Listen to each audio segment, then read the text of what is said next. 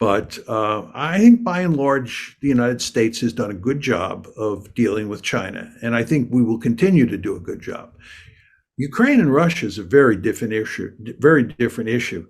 I tend to think that had the policymakers who were in charge in the late 40s and early 50s been around when we were getting deeper and deeper into Ukraine, they would have avoided it, and we would not be in the mess that we're in today. I think it's very important to understand that China is a much greater threat to the United States than Russia is.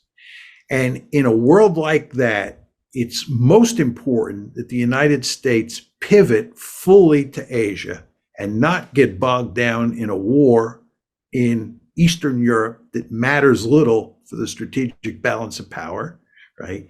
And furthermore, from an American point of view, from a realist point of view, you want the Russians on your side against the Chinese.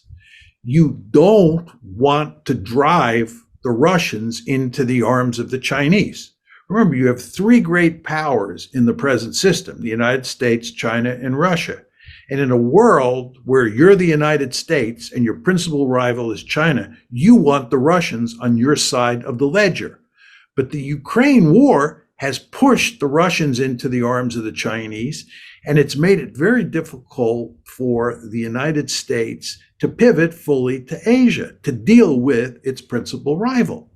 And to give you an example, John, that I think illustrates the problem here, in the early part of the Cold War, as you well remember, the United States had both China and the Soviet Union as adversaries.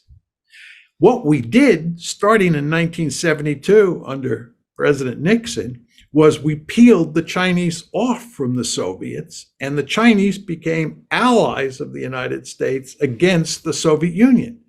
That made eminently good strategic sense. And what we should have done long before 1972 was work to have decent relations with the Chinese, so we didn't help to push the Chinese and the Russians, or Chinese and the Soviets, closer together. So that's my basic thinking about Ukraine, which I tend to look at in a very different way than American policy towards China since 2017.